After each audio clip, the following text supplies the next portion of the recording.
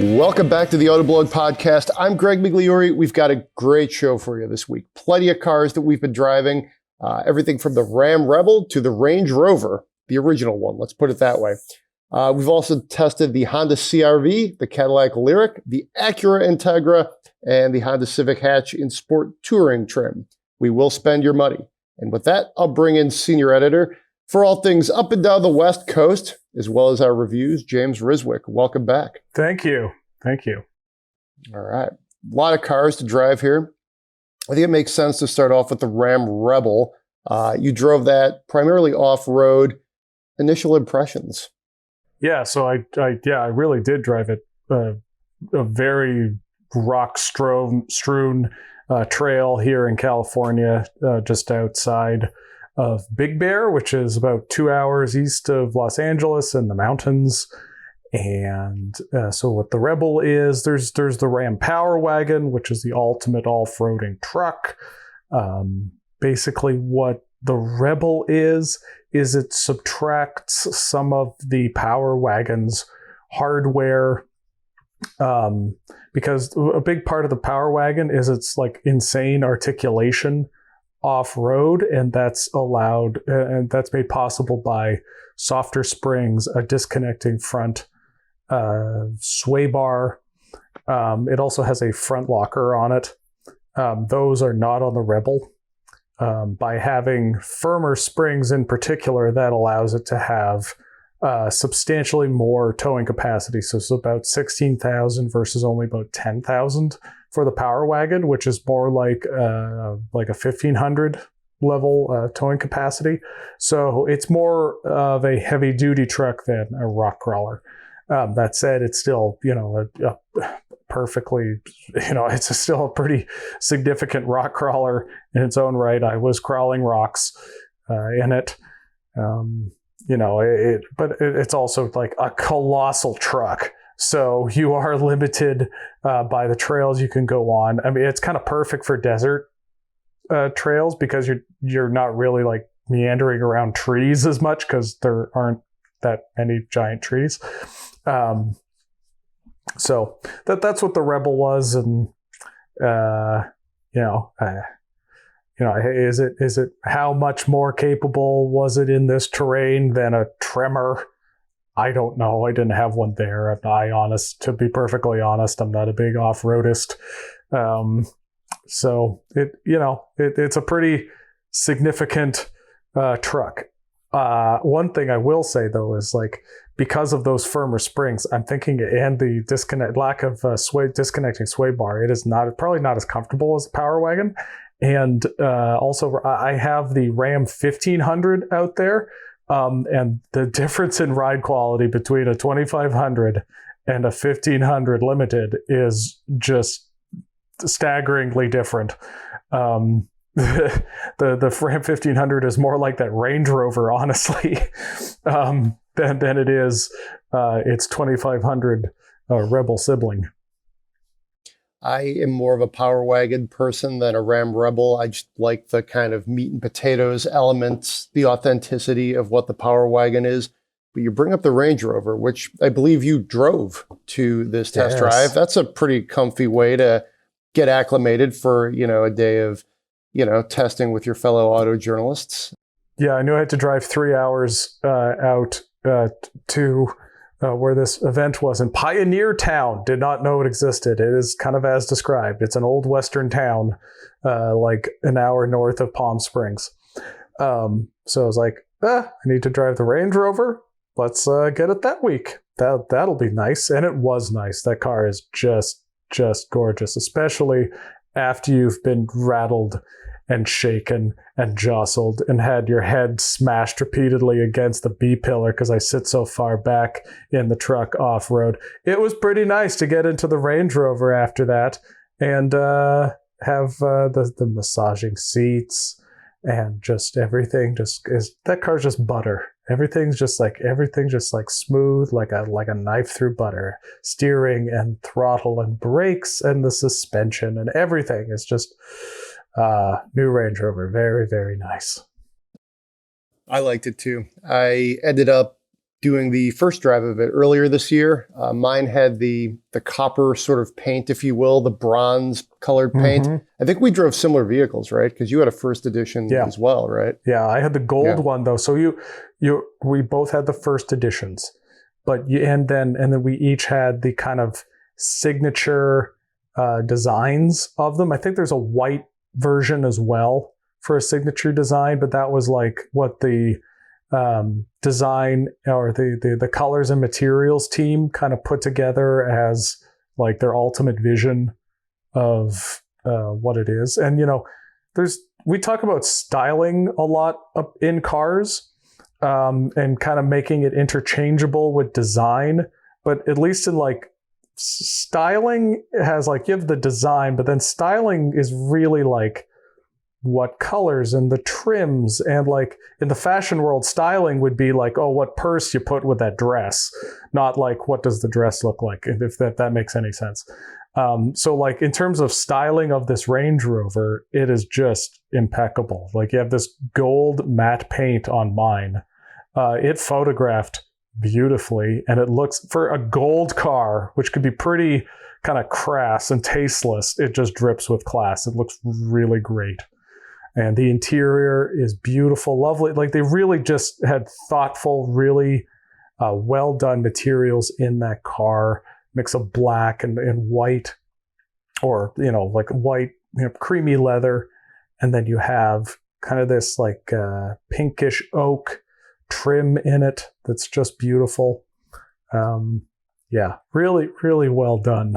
I actually did an article last year about the color and design, the color and materials designer at Land Rover. That kind of highlights her process, how she got into it, and just that world in general. It's something we don't really think about that often, but it does really come into play and make a big difference in these cars. The interior quality of the new Range Rover is definitely it's spot on. They made it look expensive and premium without being, like, I would say almost ornamental, which some companies can struggle with. So I like that. I also got to work an Oasis headline or song reference into the headline.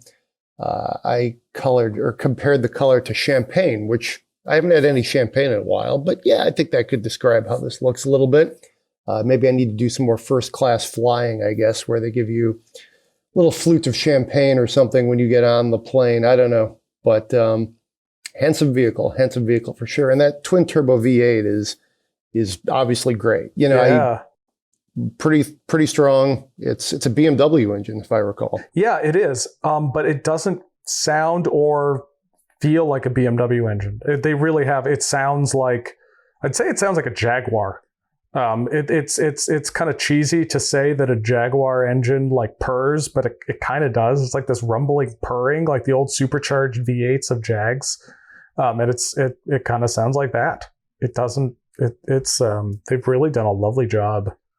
And this is kind of like the Toyota Supra thing. Like, oh no, it has a BMW engine. Like, cool. Like, how is that possibly a problem? Also, it's kind of ironic or interesting because the modern Range Rover started as a BMW.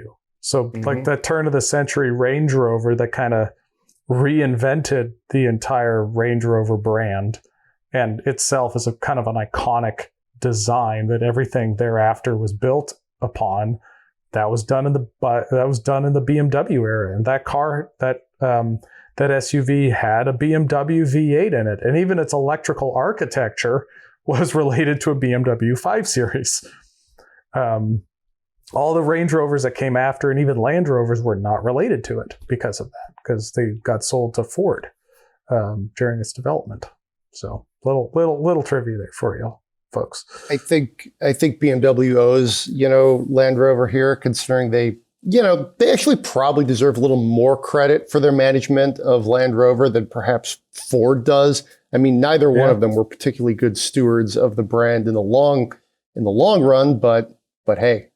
Well, I always think so. I have a second generation BMW X5, and I always thought that thing, it kind of drives like a Range Rover.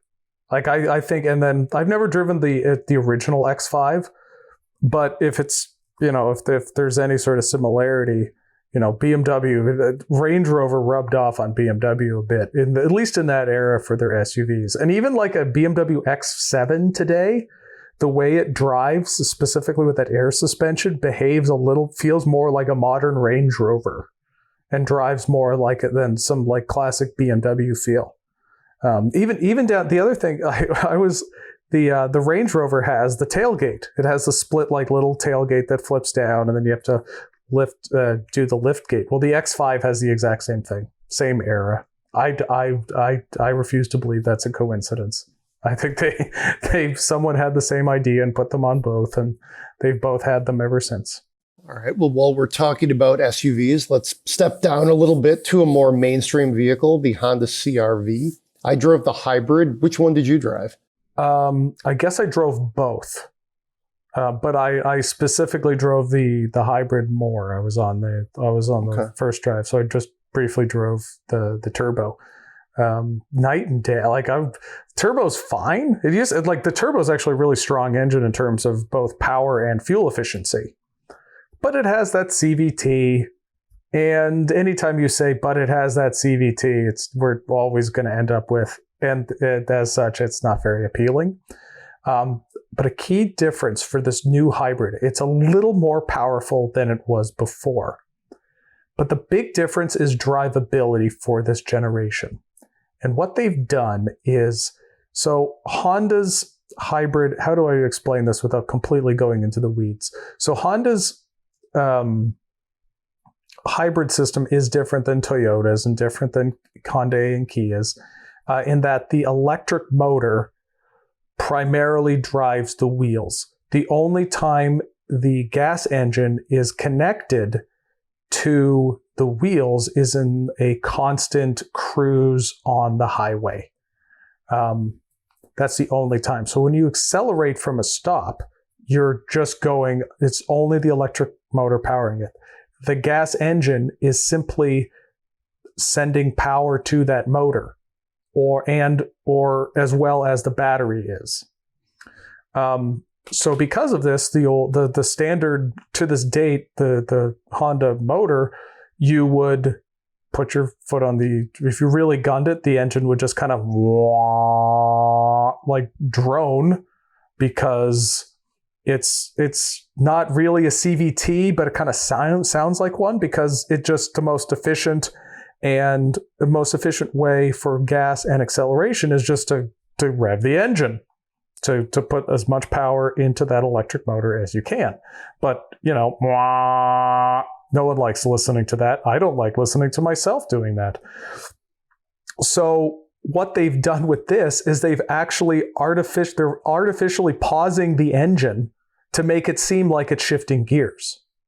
So it's kind of bizarre in that it feels, at first blush, it feels totally normal, because it's going wah, wah, like as the engineers said, it's what humans have come to expect for 100 years. So it now feels and sounds normal. But then it's a little weird in that the car doesn't lose any momentum. So when you drive in an automatic transmission, there's just like that slight loss of momentum that you feel. Well, this car doesn't have that because the engine's not actually attached to the wheels. So it's uninterrupted acceleration. Meanwhile, you hear that the quote gear change that the engine just briefly pauses. It does lose, the engineers said it just loses like a tiny fraction of efficiency and acceleration. But it just feels and sounds better. And then on the sport touring, they've added, they have a little bit of engine enhancement noise that comes over the speakers. I don't think it's that much, but by pausing the engine in that way, it kind of regains some of that like lovely Honda zing that you get when a Honda engine revs. You really get this with the like a Honda Civic with a manual and one with the CVT. They sound and feel like completely different engines, even though they're the exact same ones. And you kind of get that. There's like, it's a weird thing where this hybrid suddenly sounds kind of cool. And it sounds a lot better than the CVT-equipped turbo one. And it also goes to the fact that you can only get the hybrid now as the Sport and Sport Touring. You cannot get the EX and EXL are exclusive to the gas one. So you can't get a Sport with a turbo, and then vice versa. It really is the sportier choice, and it also can get like 40 miles per gallon with front wheel drive, or like 37 with all wheel drive, which for a compact SUV is exceptional. It's kind of what they all get, honestly. But still, so it drives better, it performs better, and it gets way better fuel economy. Why are we getting anything else? Honda's expecting to sell kind of 50-50 of the hybrid, and apparently is able to, unlike Kia, that can't quite keep up with demand for its also very desirable hybrid powertrain.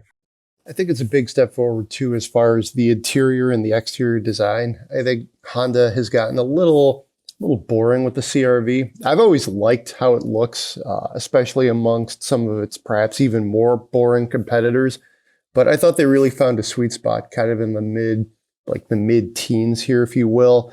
It got a little dated, but I like this one. I think the interior it's a cliche to say it's sporty, but they have a very nice setup, as far as the use of the trim, the venting, the infotainment, that sort of thing.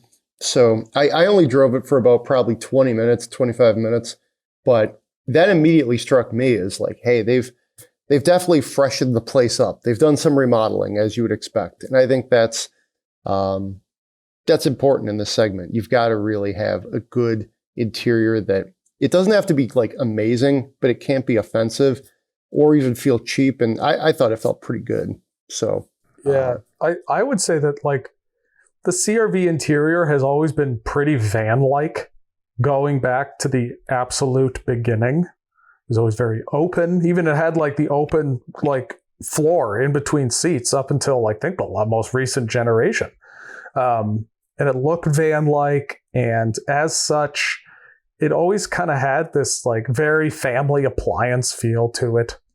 And I don't want to drive a family appliance. I need a family appliance, but I don't want to have it feel like I'm driving the car version of my kid's stroller or the car seat. Actually, my kid's stroller looks far cooler than the last Honda CR-V, which was kind of blobby, and even when not comparing it to a Thule stroller, it does not look good, especially when you line it up to the new one.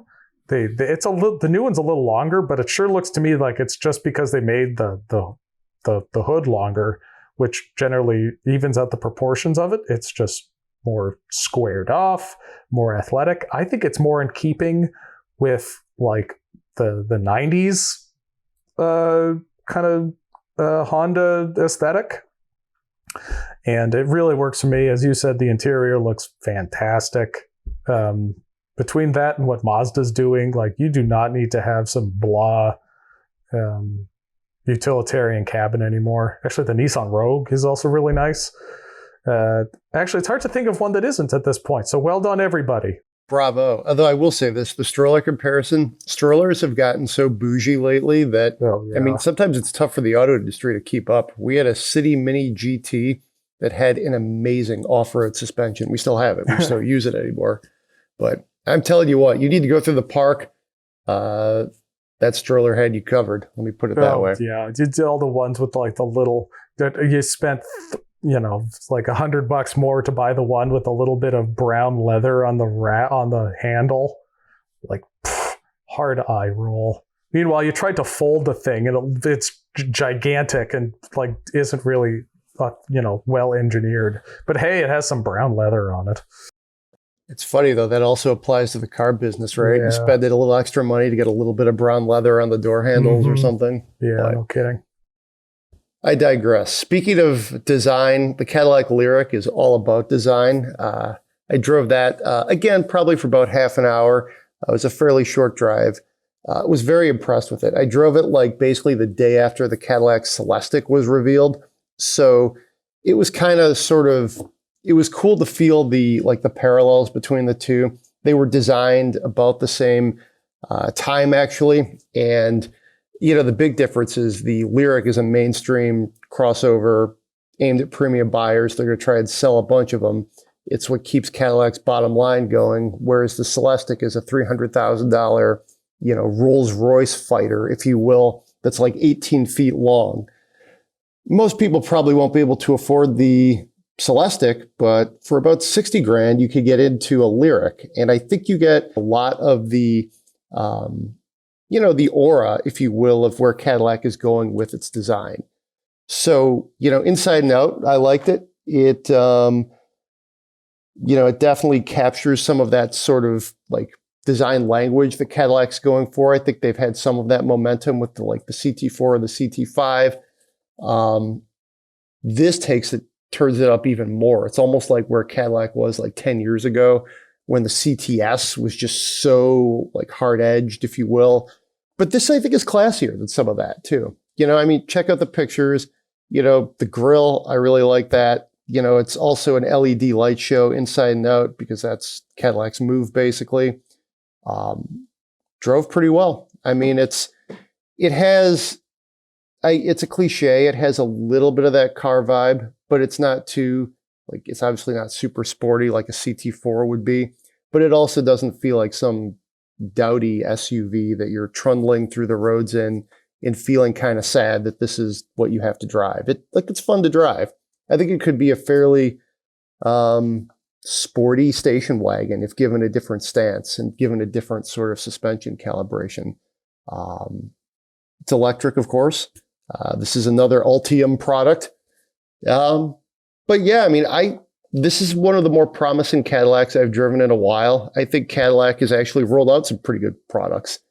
They haven't always sold quite where Cadillac thinks they should, or they've been fairly niche. They rolled out the CT4 and the CT5 right at the time when everybody is going crossovers for everything. So it's tricky to sort of pivot that way, but I think the Lyriq, being an electric crossover, sort of starts to solve some of that.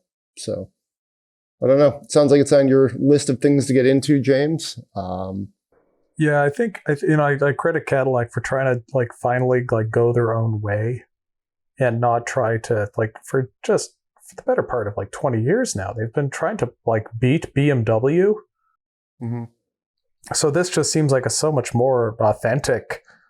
We're gonna be Cadillac. This is the future, and I think electrification is allowing them to do that so that they can get at the forefront as opposed to constantly trying to catch up. I would say that the Celestiq might be a couple of steps kind of shockingly far. It's so upstream that you wonder what you're going to accomplish. It would be one thing to have something S-Class money, but so few people can buy a $300,000 car that so few people will see them on the road that you therefore it's hard to see it having much trickle down brand equity to it. Because even I live in Los Angeles, the greater Los Angeles area, there be money here. I see a lot more S-Classes around and cars that cost about $100,000 to $150,000 than I do Rolls Royces, of which I don't see very many. So it's pivoting from Lyriq for a second, but I have a hard time seeing how Celestiq will really help them unless there's something coming just behind it that's a little more attainable. But yeah, I don't doubt that they can make a very lovely $300,000 car. I just don't know how it can really be that beneficial for them. All right. So that is the Cadillac Lyriq and a little bit of the Cadillac Celestiq. Let's shift gears over to we can take these in any order. The Acura Integra, which I believe we've both driven, and you drove the Let's see, the Civic Hatch Sport Touring, which is sort of an Integra, only dressed a little bit differently. Yeah. You say you'd rather have that than the Integra, so I guess defend your position. We'll do that first. So I had the Integra, and cool car. I mean, it's kind of a rebodied Civic Si, a little more refined. It has the adaptive dampers on it, more equipment. You can get it with leather upholstery. Power seats, but it was legitimately fun to drive, just as you would expect a front wheel drive, like a fun, nicer Honda Civic would be, and I enjoyed driving it quite a bit. But then I got this Civic Hatchback Sport Touring with a 6-speed manual transmission, and I would rather have it than the Integra. For starters, it's like $8,000 less, and you're sacrificing about 30 horsepower. Okay, but you don't have to put premium gas into it. Also, it's still that turbo engine, so it feels really quick. And when you have that manual transmission, you can get the most out of it. The manual is an absolute joy in both Integra and in the Civic. And because it's the Sport Touring, it's loaded. Like, I'm sitting in a wonderful 8-way power seat, very comfortable. The entire interior is leather. And unlike the Integra, because the Integra A-Spec has, up front, it is like the suede-ish cloth. And then the back seat is pleather. It's leatherette. They're different upholsteries. And in red, it all just looks very cheap. Even in black, it would still be pleather in the back, suede in the front. I do not get that. That just seems so cheap to me. Whereas the Civic, same upholstery everywhere, all black interior, classy. I think that the Civic kind of looks better on the outside, and it definitely looks better inside because it has that. They both have the Honda mesh venting, but the Civic goes all the way across and looks super cool. And the Integra's is broken up by this painted black or gray plastic. I don't see a world where it's not more like nothing about the Integra interior is more luxurious than the Civic Hatch. It has a few more features, specifically memory seats, but it has the same tech interface, and I don't really 30 horsepower seems to be, and those adaptive dampers. But the Civic Hatch Sport Touring still handles very well. It's a blast to drive. It's still very comfortable. For $8,000, not a chance. And they're both hatchbacks, by the way. And I'd buy that Civic. In fact, I love that Civic so much. If I needed to go out and buy a car right now, I'd go buy that car. It was such a joy, such a joyful little car. I loved it very much. Wow. Strong words there. All right. We'll spend your money, I guess, on this show too a little bit. All right. Well, I don't disagree with your argument. I think there's also, that's kind of like the age-old argument too, is the Civic bumps up against the Integra depending on the trim. The Civic Si is also, if you want the exact same engine, same horsepower, you could do it as far as, bumping up against the Integra as well. I haven't driven this specific Civic, so I don't really have a great comparison. I can tell you, I think, and I'd be curious to hear what you think, it's tough to bring back a name like the Integra, and I thought they did that about as well as they could. It wasn't the old Integra by any stretch, but it still felt like a credible product that as an enthusiast you could get excited about. So I give them credit for that. I generally like A-Spec trims, although sometimes they almost they need to get over themselves a little bit and just don't worry as much about being sporty or basic and be sure to be nice, if you will. So I think that can be a pitfall. And it's tough when you have a mainstream brand like Honda, and then your premium brand is Acura, but you're really a premium brand. You're not competing with BMW or anybody else either. You're really more of a just one or two cuts up versus going all the way up the food chain. So I will say this: I do like the purity of a Civic Sport, if you will.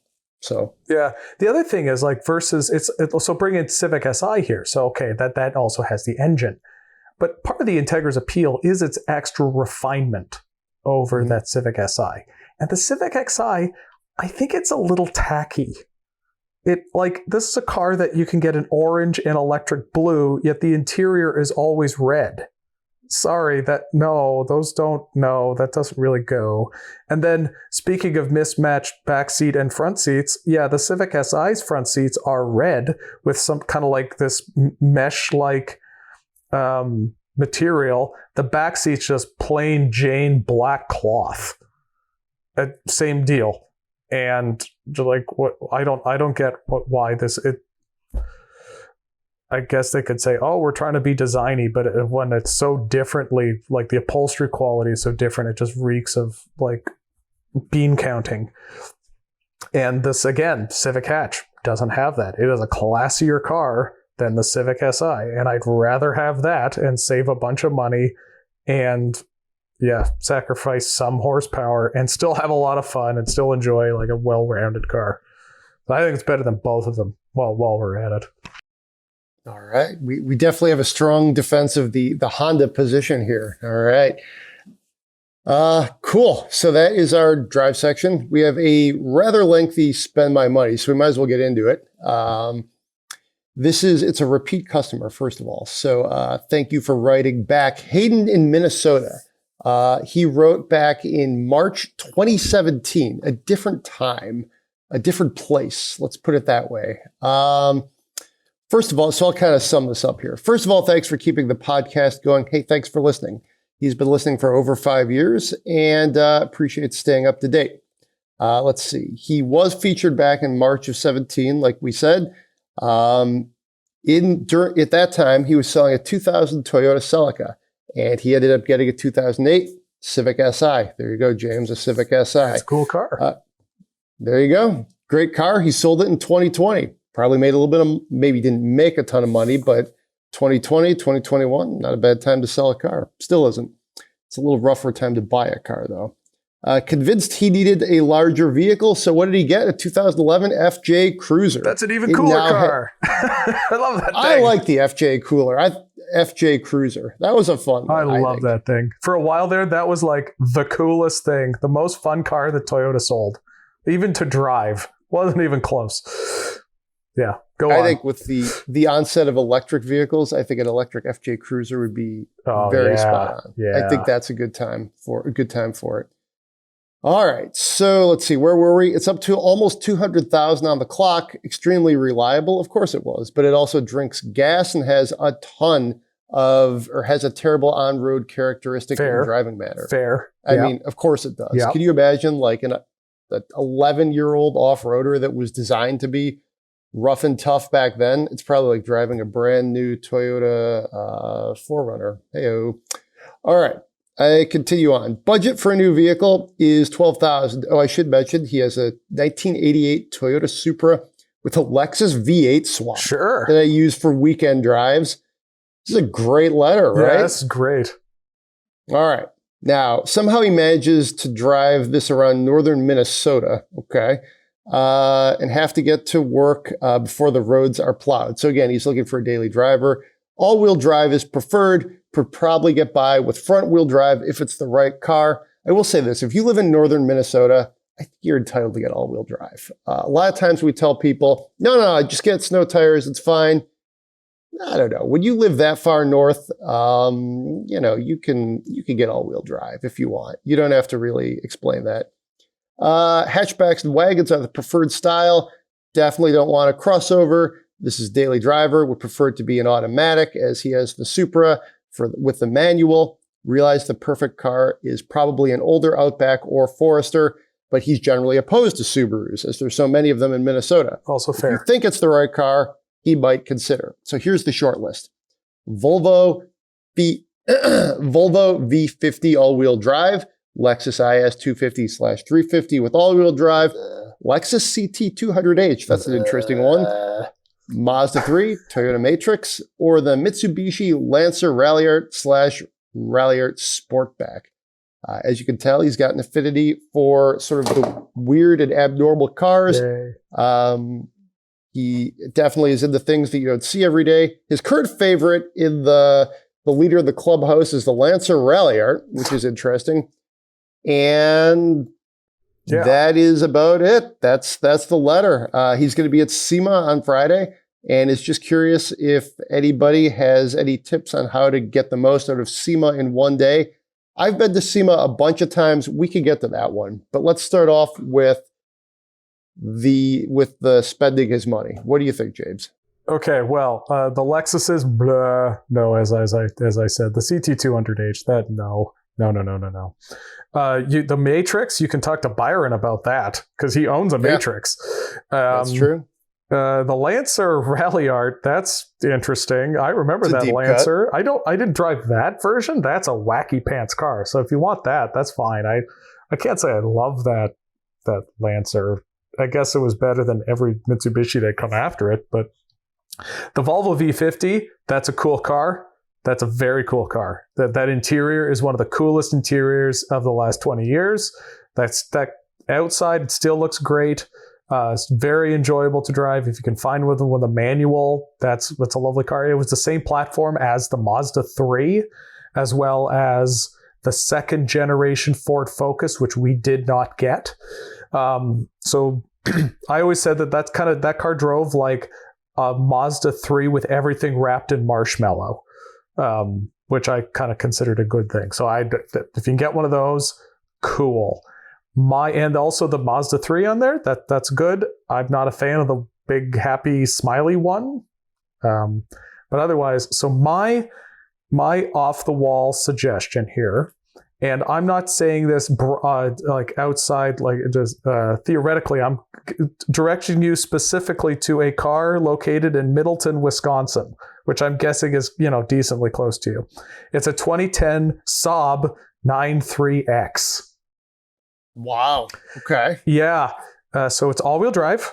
You'd be fine. It's with front-wheel drive. It's a Saab Sweden. Yeah. You don't need it, but all-wheel drive. That's cool. The Saab 3X was kind of like the Saab answer to the Audi Allroad / Volvo Cross Country, and it's gray and it's definitely weird because it's a Saab, and it's that's an interesting car. Lots of space inside, all-wheel drive. There are in fact Saab service and parts centers in the greater Minneapolis area. At least there's a lovely place in St. Paul that will take care of you. They still do make Saab parts out there, and I'm sure you can get a good service place if you're concerned about buying a car that they don't sell them anymore.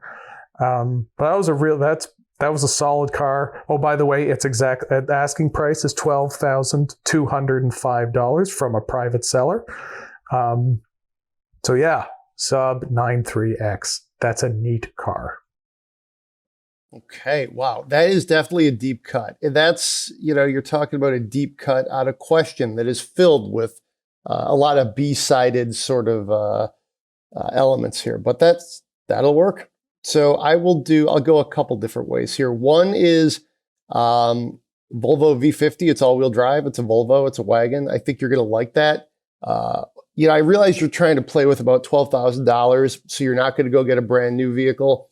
But you're still at that point. The V50 hasn't been around for a while, so you're still getting probably a fairly elderly, maybe isn't quite the right word, but an older vehicle. And if you're okay with that, sounds like you might be, go for it. I think that could be a fun car for sure. I actually also like the Lancer Ralliart and the Ralliart Sportback. That's kind of strange, but it just, they were in the fleets like 10 years ago, if you will. I remember driving them at Auto Week. They were fun cars. That's kind of fun. There's actually an interesting piece here on Car and Driver about the 2010 Mitsubishi Lancer Sportback Ralliart, which if you Google it, you can find it. It's from 2011. They looks like they had a long-termer with it and rolled up 40,000 miles. So that's kind of cool. I actually worked with both the author and the photographer Well, I didn't work with the author. I drove the Rubicon Trail with him. So small world. So, those are two you could look at if you're interested. As far as like, if you want me to sort of confirm that, the Rally Art could be fun, I think it could be fun. I also like the Volvo V50. And then I will play the Subaru card. I think that's kind of the responsible choice here. Getting as much Outback or Forester as you can for 12 grand. I mean, that's a pretty smart move. You're going to be able to plow through, all sorts of, snowfall on the way to, try to get the Minnesota Wild, into the playoffs or something, try to go see those games. That'll serve you well. So I think that's a very, again, responsible choice. If you want to go a little different, try the Mitsubishi or the Volvo. I have a related one. I don't know if they might be a little too expensive. But it's not like you can even. I looked up V50s just now. They're a little rare in that neck of the woods. The related Volvo C30, that hatchback thing, that was a cool car. Front wheel drive, fun. But related to the V50. That was a neat car with that all glass hatchback. Yeah, look for one of those. I vividly remember driving one of those to go to I forget what it was. It was like a wedding rehearsal dinner planning for my own wedding. And I remember driving and I was like, this is pretty cool. And the caterer was like, hey man, what is that car you're showing up in? That's pretty wild. So yeah. So Hayden, let us know how it works out. I think it's, stay in touch. Glad you're still listening to the podcast after all these years. SEMA's a fun show. I covered it every year for about, I want to say 08 until probably 16, almost every year in there. 3 different outlets I covered it for. Press days are pretty fun because they're a little, there's fewer people there. If I recall, at least the way it used to be, the press day was still kind of a public setting. If you're going to go on the Friday of the week of SEMA, everything will still be there. My suggestion would be to check out any of the OEMs that have stands because those are usually pretty cool. You'll see a lot of our coverage, if you will, of those already on Autoblog. So you can kind of do that as a spotter's guide. It's also good to check out kind of like just all the different tuners, whether it's, the crazy like stuff or whether you can see like if Chip Foose or people like that are there. Those are always good to check out. You go into some of the other places, I think there's less to see. Like if you get into like the tire hall or the wheels or like some of just the aftermarket parts. If you're looking for those things, cool, check them out. This is a great place to do it. But if you just want to see some of the more like high profile stuff, some of the domestics have actually pulled back from SEMA, but it still sounds like there's going to be stuff going on there this year. So it's always a fun show to go to, I think. Stellantis, they weren't even Stellantis at that point, I guess. It was still Chrysler. They used to end the press day by handing out press kits and turning their press little like stand into a bar. So that was pretty nice, complete with beer on tap. They'd hand you, the latest, craziest thing on whatever Mopar thing they showed or whatever Jeep and a draft beer. It's tough to beat that for a press conference. So that's a show. I've been asking everybody what their fall drinks are.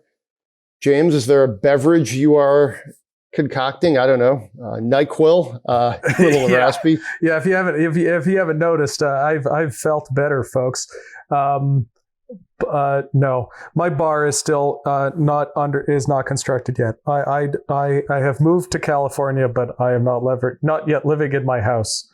So I just mostly drink whatever is left over from my sister-in-law's wedding 3 years ago that has ended up above the fridge at my in-laws' house. So I'm just working on the dregs of a bottle of Jim Beam at this point that I might drink sometimes while watching TV. It's not great.